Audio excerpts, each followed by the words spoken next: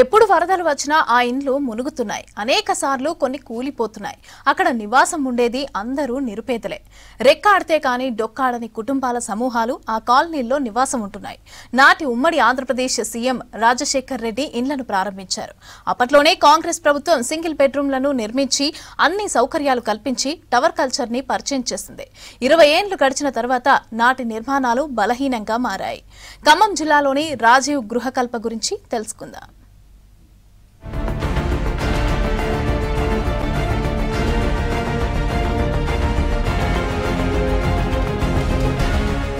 2005లో నాటి కాంగ్రెస్ ప్రభుత్వం రాజీవ్ గృహ పేరుతో పేదలకు ఇండ్ల నిర్మాణానికి ఖమ్మం జిల్లాలోని రూరల్ మండలం పోలేపల్లి పంచాయతీని ఎంచుకుంది.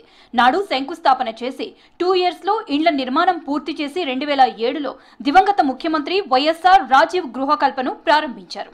దీనిలో 31 బ్లాక్స్ ఉన్నాయి.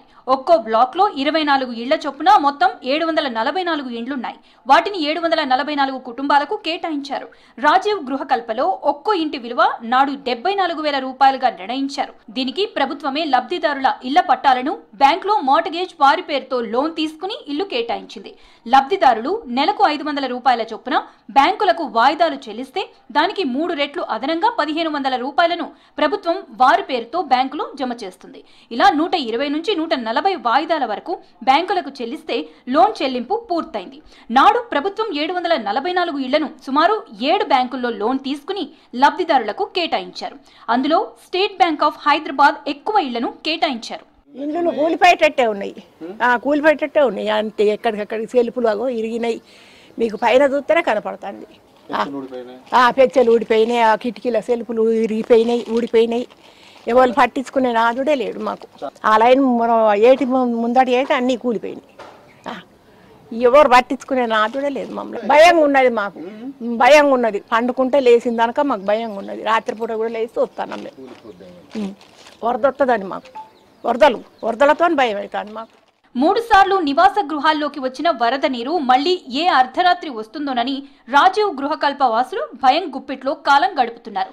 దివంగత వైఎస్ఆర్ హయాంలో 2005లో 8 ప్లాట్లలో 748 నివాస గృహాలను నిర్మించి అర్హులైన పేదలకు పంపిణీ చేశారు. 8 ఏళ్ల నుంచి మొన్నటి వరకు 3 సార్లు మున్నేరు వరదొచ్చి వారిని కోలుకోలేని విధంగా దెబ్బతీసింది. గత ఏడాది సెప్టెంబర్ 1న వచ్చిన వరద 2వ ఫ్లోర్ వరకు వచ్చింది. దీంతో ఇంట్లో వస్తు సామాగ్రి మొత్తం కొట్టుకుపోయాయి. అంతా పోయిన సంవత్సరం కొంచెం వచ్చాయి. పోయిన సంవత్సరం మాత్రం ఇండ్లు మునిగిపోయాయి, గోడలు కూలిపోయినాయి, తలుపులు పోయినాయి, బంగారం పోయింది, 2 జతలు దిద్దులు పోయినాయి, గొలుసులు పోయినాయి, బట్టలు పోయినాయి. ఒంటి మీద బట్టలతో బయటకు వెళ్ళిపోయాము మేము. ఇప్పుడు కూడా ఈ సంవత్సరం కూడా నీళ్ళు వస్తాయని భయపడుతున్నాము. ఈ వానలకి ఇల్లు ఎక్కడ కూలిపోతాయని కూడా భయంగా ఉంది. కొన్ని ఈనెలు వాసినాయి, బిల్డింగ్లు అన్నీ పాతబడ్డాయి.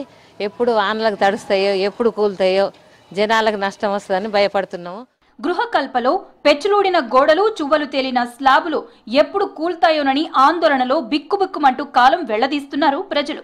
మొన్నటి వరదకు గ్రౌండ్ ఫ్లోర్ లో ఉన్న నిర్మాణాలు మొత్తం కూలిపోయాయి. దీంతో వేరే చోట డబుల్ బెడ్రూమ్ ఇల్లు నిర్మించాలని కోరుతున్నారు. లేదంటే ఇప్పటికే నిర్మాణంలో ఉన్న రాజీవ్ స్వగృహాలో ఇల్లు కేటాయించాలని నివాసులు కోరుతున్నారు. మమ్మల్ని పట్టించుకునే మానవుడు లేడు. ఏ అర్ధరాత్రి కూలుద్దో తెలియదు. లోపల అంతా కూలిపోతున్నాయి, అట్లా సైల్ వాల్సులు అన్నీ కూలుతున్నాయి. ఎప్పుడు మీద పడుతుందో తెలియదు. ఆ ప్రకారంగా భయంగా బతుకుతున్నాం. మొన్న ఎవరు వచ్చి మొత్తం మునిగి అవి మొత్తం మళ్ళీ కూలితే మళ్ళీ బాగా చేయించుకున్నాం. మళ్ళా కూడా అట్లనే కూలిపోతున్నాయి, చెదలు పడతా ఉన్నాయి, దర్వాజాలు, కిటికీలు అన్నీ ఆగంగా ఉంటున్నాం. ఏం చేస్తాం మరి, ఇక్కడ గతి లేదు. ఇల్లు చూద్దామంటే మాకు కిరాయిలు కట్టుకునే చేత కాదు.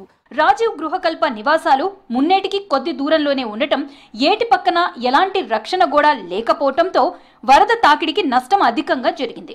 గతంలో వచ్చిన వరదలు కేవలం నివాస గృహాలకు కొద్ది దూరం వరకే వచ్చి ఆగిపోయింది. కానీ గత ఏడాది వచ్చిన వరద ఏకంగా గృహాల్లోని 2వ ఫ్లోర్ వరకు రావడంతో తీవ్ర నష్టం వాటిల్లింది. వరద ప్రవాహం ఉదయం వచ్చింది కాబట్టి అప్రమత్తంగా ఉన్నామని, అదే రాత్రి సమయంలో వచ్చుంటే పరిస్థితి మరోలా ఉండేదని కాలనీ వాసులు కన్నీటి పర్యంతం అవుతున్నారు.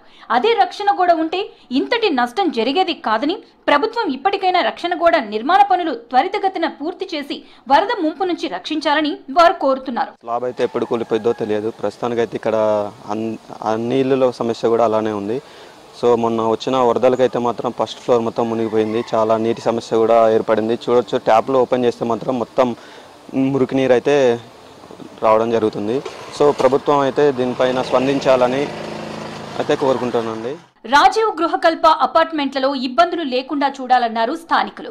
ముంపు సమస్య లేకుండా ఉండేలా చర్యలు తీసుకోవాలన్నారు.